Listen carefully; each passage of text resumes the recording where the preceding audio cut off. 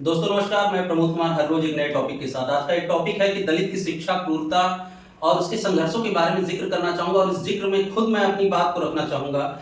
एक छोटी सी बात, क्योंकि आपका समय बहुत कीमती है। मैं जानता हूं कि आप अगर वीडियो देख रहे हैं तो बहुत ही कीमती चीजें देखना चाहते हैं। कोई भी व्यक्ति जाति को खत्म करने के लिए बहुत प्रयास करेगा, लेकिन जाति खत्म होने वाली नहीं है, क्योंकि ये पूरा सिस्टम है और ये सिस्टम धीरे धीरे ही खत्म हो सकता है। और ये खत्म हो सकता है तो किसी क्रांति से, लेकिन हम एक प्रजातांत्रिक देश में रहते हैं और इसको खत्म करने के लिए हम दोनों को एक दूसरे की चीजों को समझना पड़ेगा। जैसे एक दलित का कहना होता है कि उसके साथ अत्याचार होता है, उसको सहभागिता नहीं मिलती, हर जगह उसको काम नहीं मिल रहा है, तो उसका कारण ये भी है कि आपको सरकार द्वारा प्रदत्त सुविधाएं जितनी भी हैं उनका लाभ उठाने के लिए आपको स्वयं आगे आना पड़ेगा, आपको मेहनत करनी पड़ेगी, मुश्किलें सहनी पड़ेगी। हाँ, ये मानता हूं कि बहुत दिक्कतें होती हैं, आगे बढ़ने में बहुत तकलीफें होती हैं। हमारे माँ बाप ने भी बहुत मेहनत करी, लेकिन हम उस तकलीफ को सोचते हैं जब बाबा साहब भीमराव अम्बेडकर अपने विद्यालय के बाहर ही पढ़ते थे और वो यूनिवर्सिटी टॉपर बने, लंदन जैसी, कैम्ब्रिज जैसी यूनिवर्सिटीज में गए हमारे देश का संविधान लेके, जिस समय छुआछूत चरम सीमा पे था। तो आज तो हमको सारी सुख सुविधाएं मिल रही, प्रधानमंत्री आवास योजना मिल रही है, खाने को मिल रहा है, ऐसा नहीं है। लेकिन हाँ, कई जगह भी ये घटनाएं सुनने को मिलती हैं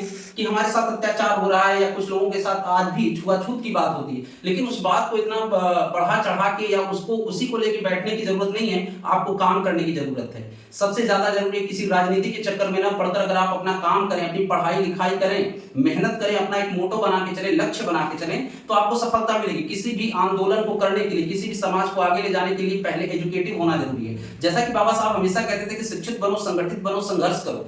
तो जो मूल भावना दलित की आज के समय की है, तो जो शिक्षा है उसके स्तर से दूर जा रहा है।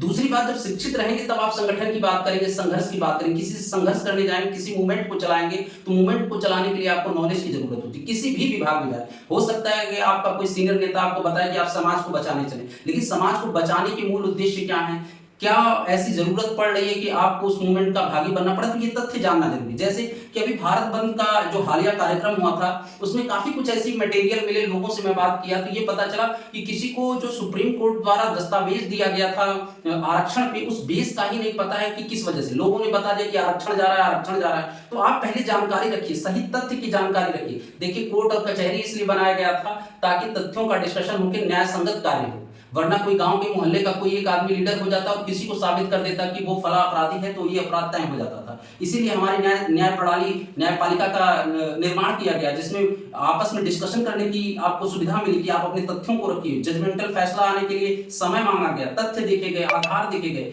तो कोई भी विषय वस्तु अगर आप जीवन में अगर पीछे हैं, जैसे आज बिजनेस की बात कर ले तो बिजनेस में बहुत से दलितों की सहभागिता नहीं है। कारण क्या है कि जब तक आप उस स्तर तक नहीं सोचेंगे, जैसे मैं होलसेल एजेंसी का काम स्टार्ट किया तो पहले मैं देखा कि कैसे, मेरे कुनबे में कोई नहीं करता था। मेरे फादर एक साइकिल स्टोर के मालिक थे, साइकिल बनाने का काम करते थे, लेकिन मैं पढ़ा लिखा, मैं भी गया बिजनेस के फील्ड में और लोगों से मिला, देखा कि क्या परसेंटेज वैल्यू होती है, प्रतिशत कैसे निकालते, जोड़ घटाना, गुणा भाग। तो बनिया का जो काम होता है, जो सांख्यिकी का काम होता है, उसको सीखने के लिए आपको मेहनत करनी पड़ेगी। और आप कोई भी काम करिए, जब तक आप मेहनत नहीं करेंगे आपको सफलता मिलने वाली नहीं है, चाहे आप किसी भी जाति, धर्म, संप्रदाय के रहिए।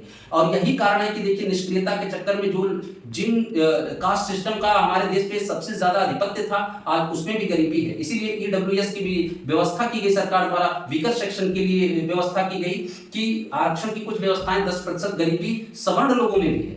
तो जो भी व्यक्ति, चाहे सवर्ण हो चाहे दलित हो, पिछड़ा है, अगर आप अपनी कार्य दक्षता सही से नहीं करेंगे, मेहनत नहीं करेंगे, पॉलिटिकल एजेंडे में कम उम्र में ही पड़ जाएंगे, पॉलिटिकल लोग आपको तरह तरह की बातें बताएंगे और आप उसमें फंस जाएंगे, तो आप ना अपना भला कर सकते हैं, ना देश का, ना समाज का। समाज का भला करने के लिए आपको पढ़ना, लिखना और कमाना पड़ेगा।